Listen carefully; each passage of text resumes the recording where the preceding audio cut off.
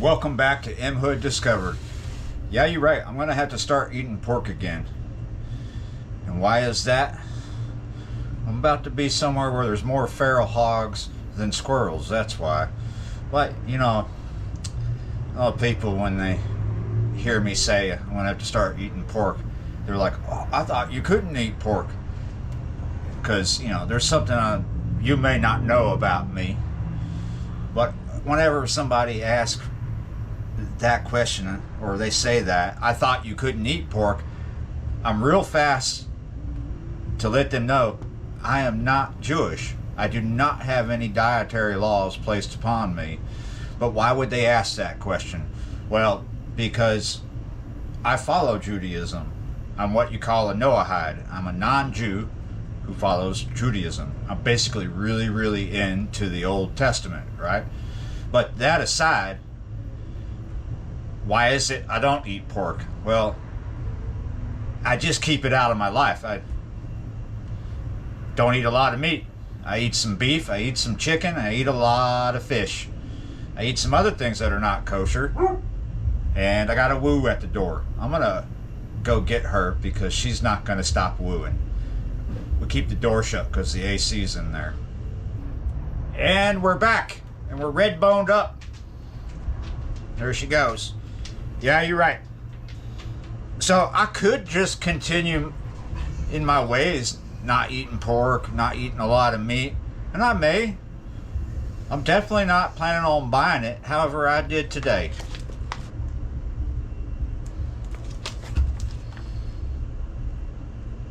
Kanakyu? Honestly, I have no idea if I'm saying that right. But maybe I am. Cook and serve, it says. Hickory smoked sausage, great for grilling.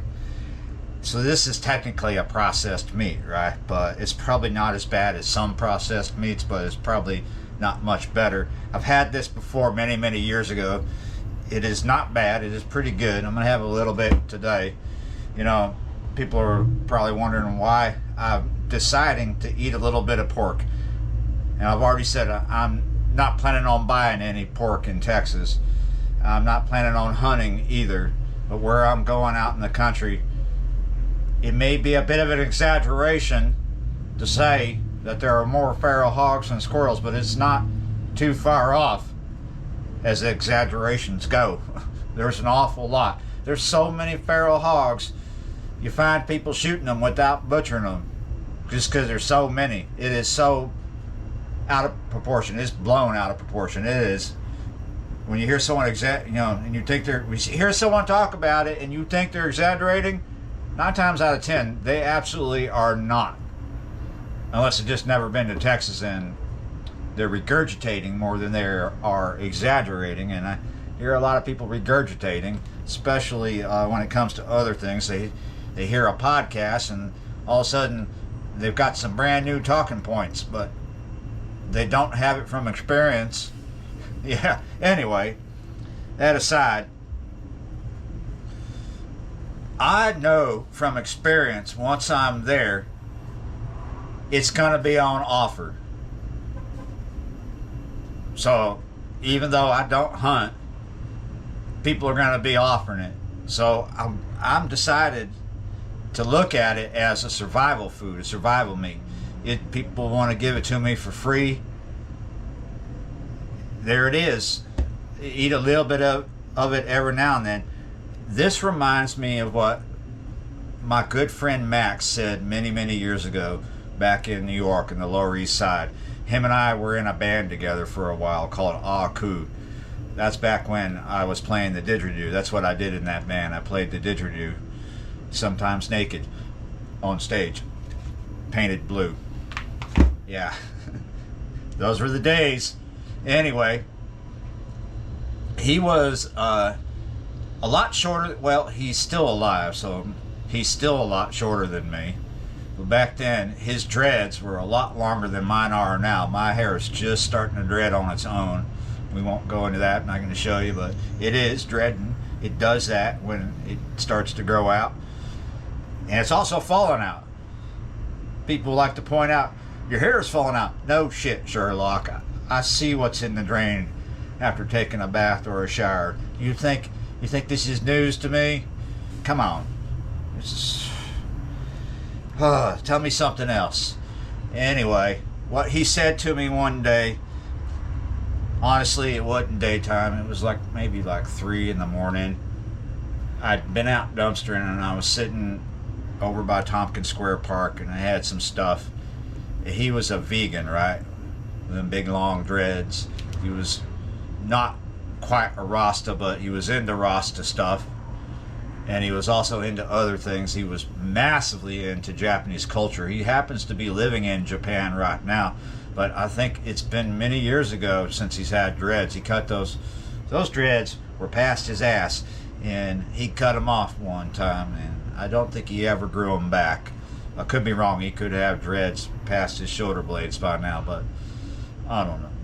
I haven't seen Max in a good while, but I talk to him once in a while on Facebook. He's a friend that I don't want to lose touch with, but he is in Japan and he's happy. And back then he wanted to be in Japan because Japan made him happy. He was an exchange student when he was really young, and I believe he went to high school in Japan. But fast forward to New York in the 90s, he was a really brilliant guitarist and bass player. It was a lot of fun making music with him, and these words of wisdom have never left my mind. I was sitting there. I had a nice cake that I got out of some grocery store's dumpster and some other things. I didn't have meat with me, but I was sitting with some friends and we were eating the spoils of my labor, what I found. This was good stuff, not bad, not sour, not stinky, really good, because standards were so high. If something was messed up a little bit, they threw it away because no one would buy it. So I had cake, and he's walking by around 3 in the morning, headed up to Avenue A to get a cup of coffee. He was bored. He woke up and he was bored. And I said, "Hey, got some food here. You want to join us?" And to my surprise, he took a slice of cake. I said, "You know that's not vegan." And this is what he said. He said, "You got to eat a little bit of the poison every now and then to stay immune to it." What does he mean? Even though he was vegan, I would see him take a bite of meat every now and then and some other things, because he was afraid that if he didn't eat a little bit here and there, that when he was forced to eat it, he would end up throwing it up. Because some people, they go for so long not eating meat, they get it in their head that if they eat it, it's going to make them sick. And it's so deep into their head, when they eat a little bit, it does make them sick. But it's a mental thing more than a physical thing. Even though it does have a physical incarnation, physical reaction, right? They throw up. But it's mental. It's in their head. And also, well, I will point out it's not all mental, because your body hadn't produced that in so long that when you put it into your body, it shocks your system. Not a bite of meat's going to do that. When a bite of meat does that, makes someone puke, that's purely mental. But someone who hadn't had meat for 10, 20 years all of a sudden sits down and has a big old medium rare steak and eats the whole damn thing, that's a shock to their system, and yeah, they might get sick. They might get sick. So with that in mind, because so much pork can be on offer, because people can have a lot of it, and people are nice, like down here, people offer me stuff as well. Not pork. I haven't had pork offered to me from hunters, but hunters give me deer. I've got some pheasants in the freezer. Bubba, local tugboat operator, a captain, gave me those pheasants, and he gave me some deer. Some other people have given me deer, you know. And like I said, I don't hunt, I fish. That's what I do. And I do other things in a garden. I grow food and I catch it on the line. But I'm not opposed to eating stuff that was hunted, like deer, and now pork. Now, if I was full-blown Jewish, I wouldn't be eating any of that, right? I wouldn't be eating catfish. I wouldn't be eating shrimp. I wouldn't be eating anything hunted. I'd only be eating fish that had scales on them and all that. But I'm not, and I don't plan on ever being Jewish. I like living my life the way it is right now, pure and clean, right? And a little bit of pork every now and then isn't breaking any commandments for me, and isn't breaking any laws or rules or anything. But if I was buying processed pork, I think it would be really bad for my health. You know, like a ham and cheese sandwich, like a Oscar Mayer ham or something. There's probably, and I know for a fact, I shouldn't say probably, I should say it is a fact, there are a lot of words in that ingredients list of a lot of those processed meats that I just can't pronounce. And I should be able to pronounce the ingredients in something. I mean, there's all these chemicals, right? In processed food. If you live off it, eventually you could pay a toll for it years down the line. And I'm done paying tolls. I mean, shoot, they're building bridges all around here. And those are toll bridges, right? I'm tired of toll bridges. I'm tired of having to pay a toll for what they said it was okay to eat. And then after eating it for 40, 50 years, you realize they screwed you. Let's try this.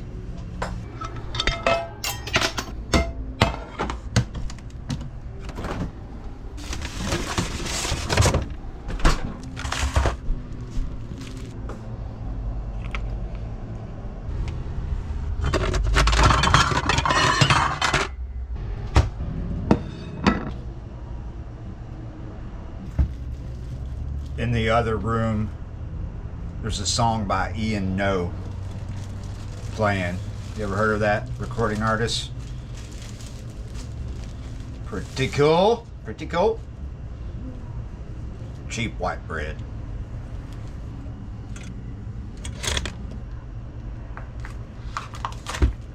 This was actually on sale. $4.99. This is not necessarily the cheapest. It is, I believe this is made in Louisiana. I'm pretty sure it is, right? And as it says on the package, it's good for grilling. There we go. How much you think I should partake in? Let's see. Okay.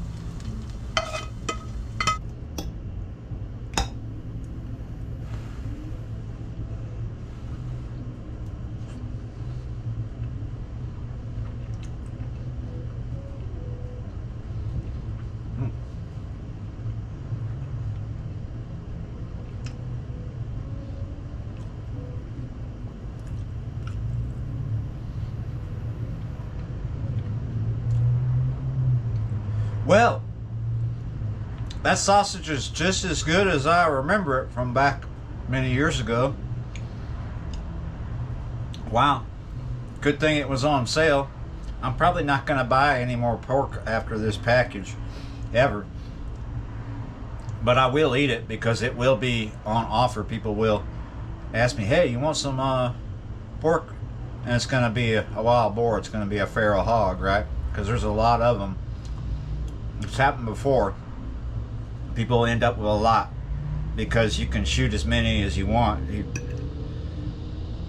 Sometimes, you know, people don't because they're of the habit of paying to have it processed, and they don't feel like paying to have meat processed all the time, so they'll do it once, twice a year. But then there's the people who are busy doing that stuff on their own. So if you're processing your own meat, it doesn't hamper you in your wallet as much as it does in your time, right? If you have the time to do it, you can process a lot. If I wasn't going back home, I probably wouldn't make this decision. But I know I got a lot of work ahead of me. I got hard times ahead of me. I got skinny wallets. And there's going to be offers like, do you want this? Do you want that? And it's going to be pork a lot of times. And if I turn it down, it could be harder. But if I don't turn it down, there's meat in my freezer. Because sometimes I really need to eat some meat for that protein, that kick, right? And this is pretty good, but I'd rather not be buying processed pork products. There's so many pigs in Texas. I'd rather be a part of the solution than a part of the problem.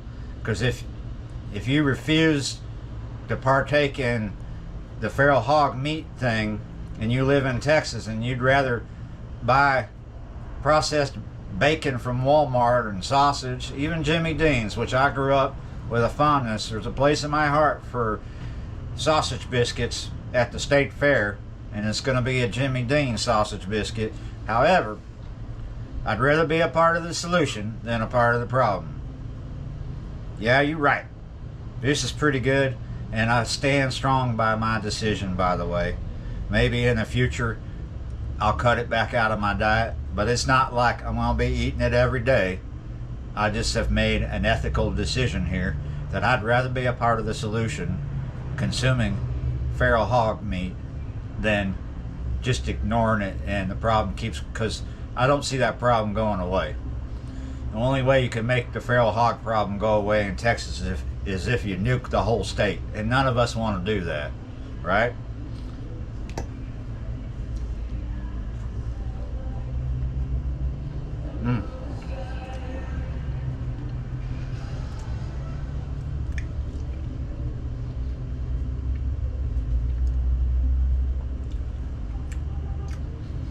Wow, that's tasty.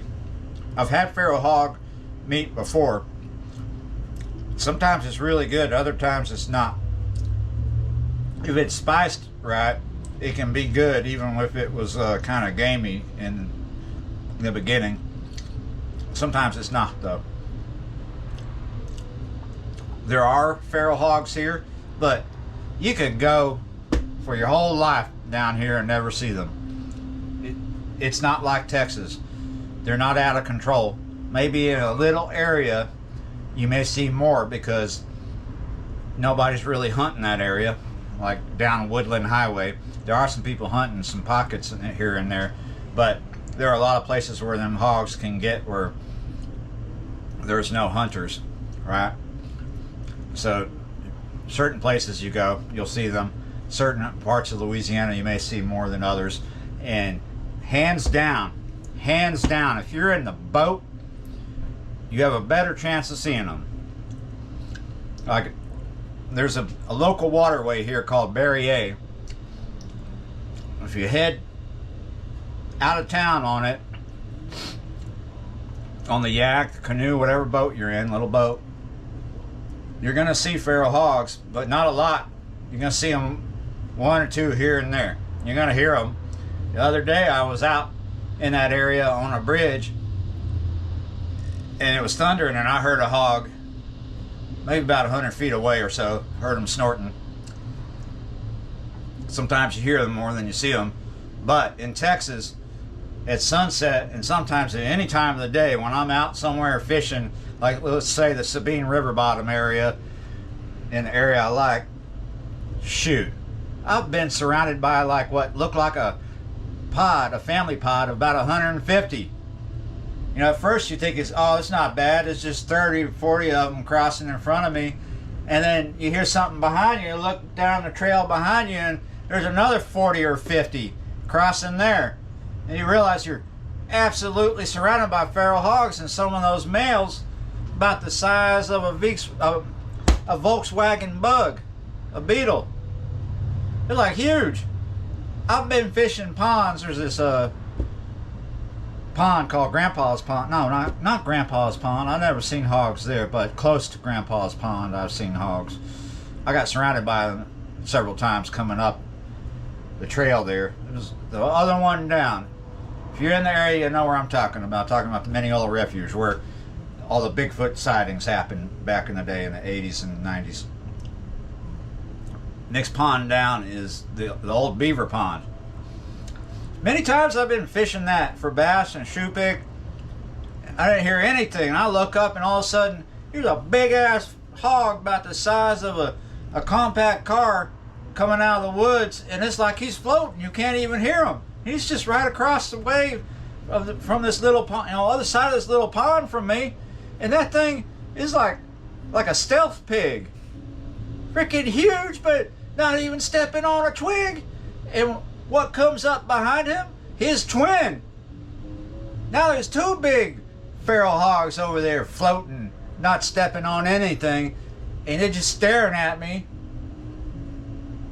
Whoa. And I've been places where it was during a drought, right? So I'm fishing some slough or creek, but the water level's so low that down at the water, I'm right next to a steep bank, so I can't see the level around me, and I just hear a huge family pod running by, and I'm just like, holy smokes, stay up there, don't come down here.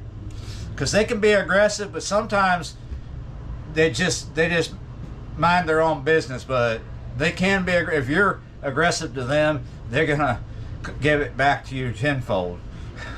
Yeah, so it is kind of spooky, but when people in Texas say that, oh, they don't like the hogs, or it's daunting or whatever, don't ever talk shit to them saying that they're crazy.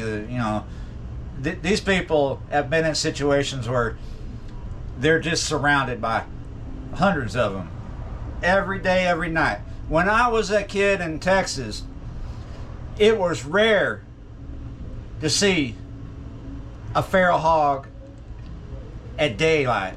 It was rare to see them at night. You didn't see them. They were around, but they weren't like they are now. And as we progressed through the 80s and 90s, we get into the 2000s, literally, it's like there's more feral hogs than there are squirrels.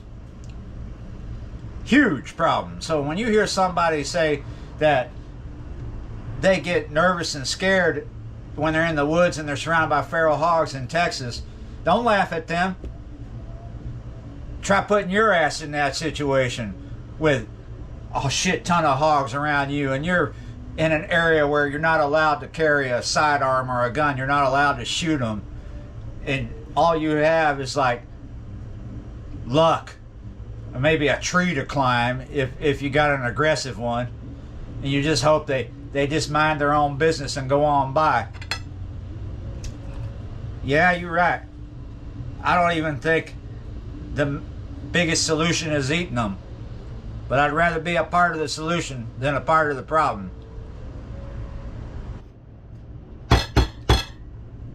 Yeah, you're right. I'm gonna be just fine. I'm not puking this up. My goodness, it's pretty tasty. And yes, I'm having breakfast as the sun's going down, because it's been so hot. I've been just waking up midday, going to sleep at like 2 or 3 in the morning, trying to get as much done as possible. But it rained a lot. It just stopped raining. It's been raining way too much. So I'll tell you what I'm going to do. I'm going to get out of this hot kitchen. I'm going to go in there and finish my breakfast. Yeah, you're right. All right, y'all. Thanks for watching, liking, sharing, commenting, subscribing, being members of the channel. And yeah, you're right. I'll see y'all next time.